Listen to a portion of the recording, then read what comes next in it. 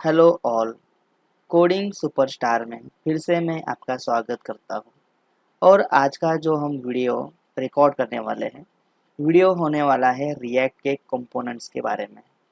तो सबसे पहले रिएक्ट के कौन कौन से कंपोनेंट्स होते हैं, उससे पहले कंपोनेंट्स होते क्या है, कंपोनेंट्स से के कौन कौन से टाइप्स है, और कंपोनेंट को किस तरह से रिएक्ट के अंदर क्रिएट किया जाएगा, वो समझने की आज के वीडियो में हम पूरी तरह से ट्राई करेंगे। सो गाइज, सबसे पहले अगर मैं आपको बोलूँ कि कंपोनेंट क्या होता है, तो component basically piece of code होता है जो सेम एज अ जावास्क्रिप्ट की तरह ही होता है। बट रिएक्ट के अंदर कंपोनेंट बनाने से फ़ायदे हमें क्या होता है कि अगर हम किसी भी HTML के टैग को डायरेक्टली रेंडर या तो फिर डायरेक्टली रिटर्न करवा सकते हैं, जैसे कि जिन लोगों ने ऑलरेडी जावास्क्रिप्ट के अंदर काम किया होगा, तो जावास्क्रिप्ट के अंदर एक ड्रॉबैक था, डायरेक्टली हम किसी भी HTML के टैग को रेंडर या तो फिर रिटर्न नहीं कर पा रहे थे। तो रिएक्ट के अंदर कंपोनेंट एक रीयूजेबल पीस ऑफ कोड है जिसके थ्रू मैं एक इंडिविजुअल कंपोनेंट बना सकूं और उस कंपोनेंट को इन फ्यूचर किसी भी जगह पर वेबसाइट के अंदर रेंडर करके रीयूज कर सकूं। तो ये बेसिकली कंपोनेंट का फंडामेंटल होता है। जैसे कि अगर मैं आपको एक एग्जांपल के थ्रू समझाऊं, एग्जांपल में अगर मैं बात करूं, जैसे कि फॉर एग्जांपल मेरे पास एक कंपोनेंट है या तो फिर मेरे पास मेरी एक वेबसाइट है जो इस टाइप से वेबसाइट है, राइट। और इस वेबसाइट में फॉर एग्जांपल मेरे पास एक लॉगिन का पेज है। जैसे कि आप यहाँ पर नोटिस करोगे कि मेरे पास एक समझो लॉगिन का पेज है, लॉगिन डॉट जेएस करके पेज है, एज वेल एज मेरे पास और एक पेज है और पेज का नाम है for example about dot JS. तो अगर आप यहाँ पर नोटिस करोगे तो आपके सामने फॉर एग्जांपल और एक पेज है और पेज का नाम है for example about dot JS. तो गाइज आप यहाँ पर नोटिस करोगे कि अगर आप लॉगिन के पेज पर भी जाते हो तो भी हमें सेम हेडर दिखना चाहिए, या तो फिर हम अबाउट के पेज पर जाते हैं तो भी हमें सेम हेडर दिखना चाहिए। तो ये जो हेडर होगा, तो मैं रिएक्ट के अंदर क्या करूँगा, एक रिएक्ट हेडर करके कंपोनेंट बना लूँगा, राइट। उसी तरह से ये जो हेडर डॉट जेएस वाली फाइल लॉगिन के पेज पर अगर रीयूज़ हो सकती है, एज वेल एज हम उसको अबाउट के पेज पर भी रीयूज़ कर सकते हैं। तो इन शॉर्ट कंपोनेंट बनाने के हमें काफ़ी सारे फ़ायदे हैं, ताकि मैं कोड को अपने पूरे वेबसाइट के अंदर हर जगह पर रीयूज़ कर सकूँ। तो गाइज, सबसे पहले हमें ये जानना ज़रूरी है कि कंपोनेंट तो हम बना लेंगे, component same as a JavaScript के फंक्शन की तरह ही है। बट इन जावास्क्रिप्ट के फंक्शंस में और रिएक्ट के कंपोनेंट में क्या डिफरेंस है, ऑलरेडी मैंने आपसे डिस्कशन कर ही लिया है कि अगर मैं रिएक्ट के अंदर कोई भी कंपोनेंट बनाता हूँ तो उसे मैं डायरेक्टली HTML टैग को रिटर्न करवा सकता हूँ। बट अभी सवाल हमारे मन में ये आता है कि मैं कंपोनेंट्स अगर बनाता हूँ तो कंपोनेंट्स के टाइप्स कितने हैं। तो बेसिकली रिएक्ट हमें दो टाइप के कंपोनेंट्स प्रोवाइड करता है। सबसे पहला जो कंपोनेंट का टाइप्स है, क्लास बेस्ड कंपोनेंट, एंड दूसरा जो कंपोनेंट का टाइप है वो है function based component, right. So basically देखा जाए तो रिएक्ट हमें दो टाइप के कंपोनेंट्स प्रोवाइड करता है। पहला है क्लास बेस्ड कंपोनेंट एंड दूसरा है functional based component. But react ने हमें ये सजेशन दिया है,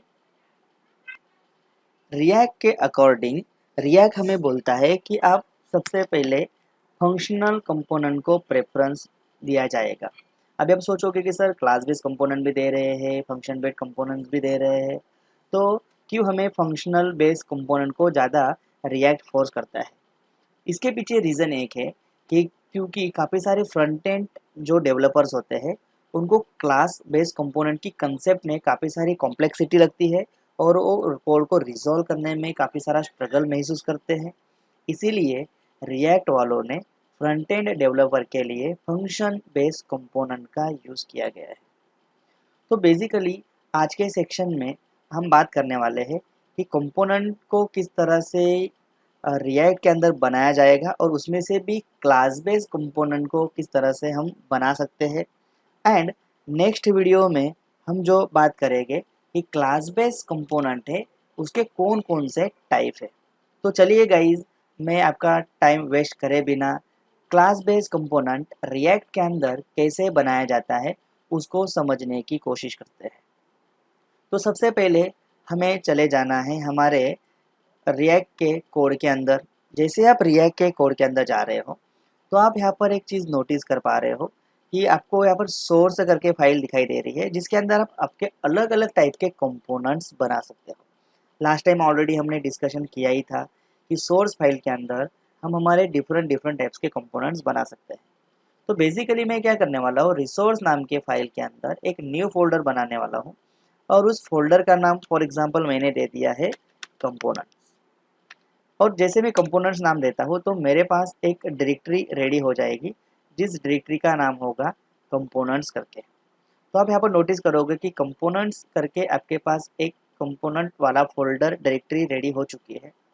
तो अभी मैं यहाँ इस फाइल के अंदर जाके एक न्यू फाइल क्रिएट करने वाला हूँ जिस फाइल का मैं नाम देने वाला हूँ क्लास कंपोनेंट, या फिर आपको जो भी नाम देना है आप दे सकते हो। मैंने नाम दे दिया क्लास कंपोनेंट डॉट जेएस। जैसे ही मैंने क्लास कंपोनेंट डॉट जेएस करके एक फाइल को क्रिएट किया, इस फाइल में जाके हमें जस्ट क्लास कंपोनेंट के सिंटैक्स लिखने होंगे।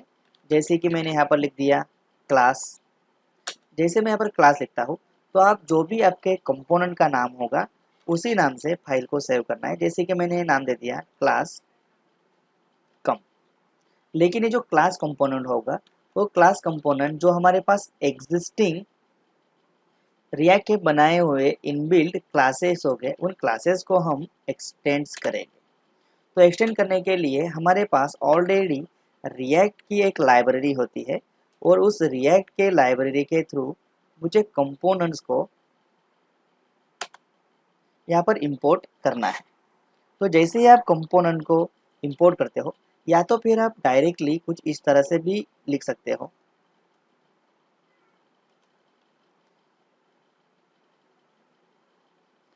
कंपोनेंट आप इस तरह से लिख सकते हो।